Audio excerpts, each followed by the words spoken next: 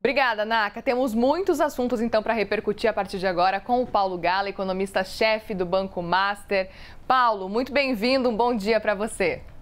Bom dia. Prazer falar com você e todos os ouvintes. O prazer é nosso, Paulo. Quero te ouvir justamente sobre esse ponto, porque para além do governo federal que a gente tem acompanhado, agora o que a gente vê também é uma movimentação aí por parte também de setores privados, defendendo uma queda da taxa Selic especificamente, né? Quero te ouvir sobre esse ponto, sobre a situação de restrição de crédito que tende a ficar, né, mais aguda se os juros realmente não baixarem. Qual que é a sua avaliação? Exatamente. A gente teve duas novidades no cenário brasileiro. Primeiro, a desaceleração da economia, que a gente viu no quarto trimestre do ano passado, e agora, no começo de 2023 também, e as restrições de crédito que estão se agravando. Então, o nível de juros muito alto, ele compromete a capacidade de pagamento das empresas, né? A parcela dos juros fica muito grande, as empresas não conseguem pagar, não conseguem rolar suas dívidas, e os bancos, enxergando isso, também começam a restringir concessão de crédito. Aliás, isso afeta tanto consumidores, né, pessoas que estão tomando dívida na pessoa física, quanto empresas também que não conseguem enrolar suas dívidas. Então, é uma novidade do cenário brasileiro e o Banco Central reconheceu isso de maneira bem apropriada, né? Paulo, e qual que é a relação da inflação também com essa questão dos juros? O IPCA pode ajudar nesse cenário de redução?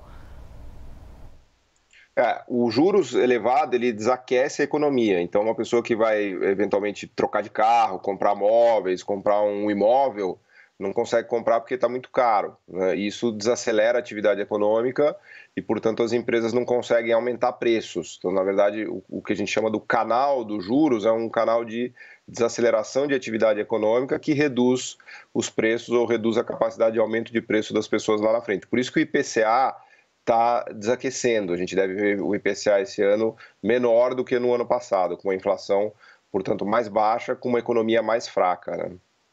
Vou pegar justamente por esse ponto para a gente começar a analisar o que esperar do IPCA agora de fevereiro, que vai ser divulgado hoje, logo mais a partir das 9 horas da manhã. Também te ouvi com relação a esse ponto. Quais setores podem puxar também a inflação para cima? A gente acompanhou em janeiro, foi a questão de alimentos, de transportes. A reoneração dos combustíveis foi só a partir de março. Então, qual setor, na sua avaliação, pode acabar puxando, tendo essa alta aí com relação à inflação?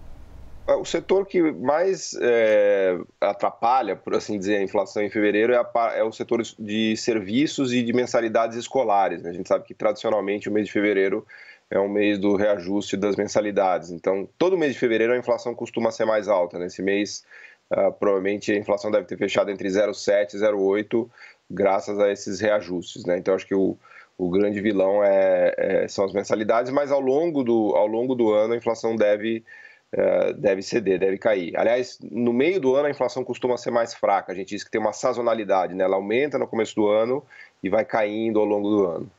Ou seja, a tendência então é de que no meio do ano aconteça essa desaceleração, é isso? Exato. Lá para maio, junho, em geral, o IPCA de junho, julho e agosto, ele costuma ficar próximo de zero. Se a gente olhar 10 anos para trás, na média, né, em junho, julho e agosto são os 3 meses com que a gente tem menor inflação, porque o preço dos alimentos também se estabiliza. Janeiro, fevereiro, março tem muita chuva, isso atrapalha o preço dos hortifrutigranjeiros também, né? Então são meses de inflação mais alta mesmo, tradicionalmente.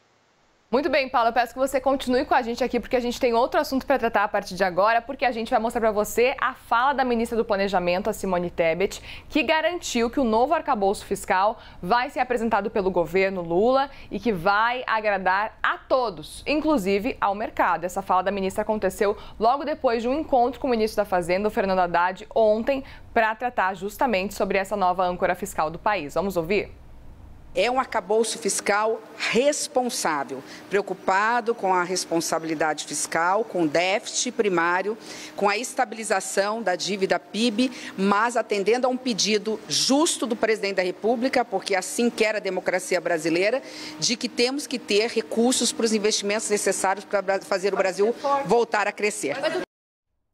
Paulo, a gente não tem ainda muitos detalhes sobre esse novo arcabouço fiscal. O pouco que a gente está pegando é que a ideia é que seja alguma coisa simples. Agora a gente tem a fala de Simone Tebet também. Qual que é a sua avaliação? Quero te ouvir com relação a esse ponto de Simone Tebet falando que o novo arcabouço vai agradar a todos, principalmente o mercado. E esse é um ponto importantíssimo, a gente sabe. O mercado está nessa expectativa já a semana inteira, levando em consideração que Haddad pretende apresentar pelo menos de forma formal, oficial, realmente esse novo arcabouço o quanto antes, principalmente antes da reunião do BC que acontece daqui 10 dias. Qual que é a sua avaliação desse cenário, pelo menos por enquanto, de novo arcabouço fiscal, que a gente ainda não sabe, não tem muita informação do que vai ser realmente aprovado?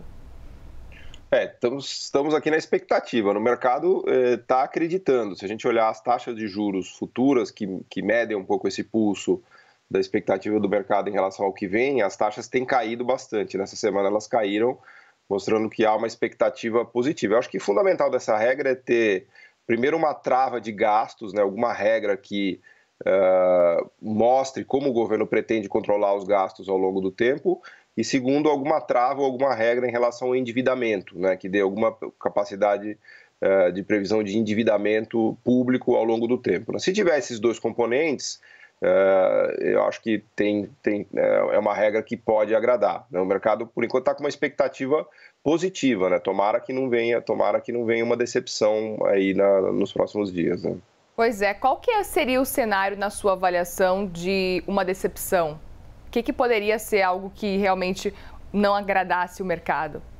Eu acho que uma ausência completa de regra de trava de gastos, né? Porque quando a gente fala de regra fiscal, tem vários elementos. Primeiro, a trajetória da dívida pública, ou seja, sem querer falar muito economês, né? O quanto que o governo está se endividando. Então, precisa ter algum limitador do quanto ele se endivida ao longo do tempo. Outro é algum limitador do quanto ele gasta ao longo do tempo, né? Pode ser, por exemplo, se cogitou muito uma trava de gasto per capita, né? Você limita o crescimento do gasto público ao crescimento per capita do país, né? Que é quanto a renda das pessoas está crescendo na média, né? Então, se não houver nenhuma regra desse tipo de travar gasto e travar endividamento, aí o cenário pode se agravar. E tudo isso que a gente viu nessa semana de melhora, de alta de bolsa, de queda de juros, pode ser revertido, os juros futuros podem voltar a subir, que são os contratos, né, onde a gente monitora essa expectativa do mercado em relação à questão fiscal, né? E essa vontade de Haddad de justamente apresentar essa proposta antes da reunião do BC, justamente para tentar fazer uma pressão maior aí, para baixar os juros, funciona na sua avaliação? Faz sentido esse esforço para realmente entregar essa nova proposta, um novo modelo, antes dos dias 20 e 21? Eu acho que faz muito sentido. A gente tem uma necessidade urgente de começar a reduzir juros, sob risco de entrar em recessão. A gente viu que o PIB caiu no quarto trimestre do ano passado. Os dados para esse primeiro trimestre não são bons. Agora tem a questão do crédito que a gente já comentava. Então, quanto antes essa regra fiscal for anunciada e quanto mais ela puder convencer o mercado e convencer o próprio Banco Central, melhor, porque a gente pode caminhar para um processo já de corte de juros. Então, acho que é até louvável esse esforço da equipe econômica de antecipar tudo isso. Lembra que na discussão da PEC de transição, essa regra tinha ficado para o final do primeiro semestre, né? Então já estamos conseguindo, né? Se eles conseguirem mostrar isso antes do final de março, é uma notícia muito boa, né? Rapidamente, hoje, a partir das 7 horas da noite, tem entrevista de Fernando Haddad aqui na CNN Brasil, num especial do WW. Quero a sua avaliação do que esperar sobre essa entrevista, quais são os pontos que são relevantes para a gente ficar de olho e que a gente sabe também que o mercado também deve ficar de olho nessa entrevista. Eu acho que o ministro Haddad tem se colocado como um fiador da política econômica desse governo, né? Ele tem batido o pé em relação à importância da sustentabilidade fiscal, do controle fiscal, das regras fiscais, né? Ele manteve a meta de inflação. Houve toda uma discussão na semana passada e nas semanas anteriores sobre mudança de meta de inflação, inclusive se indispondo com algumas alas do PT que são mais radicais no sentido de não praticar uma regra fiscal com credibilidade ou coisas do gênero. Então, ele inclusive comprou a briga dos combustíveis, da reoneração dos combustíveis, né? Que foi importante para essa tranquilização do lado fiscal. Então, acho que a gente pode esperar para essa entrevista um pouco o reforço dessa postura de fiador da política econômica do governo. Paulo Gala, economista-chefe do Banco Master, mais uma vez, obrigada por participar com a gente aqui na CNN Brasil. Um bom dia de trabalho para você e um bom fim de semana.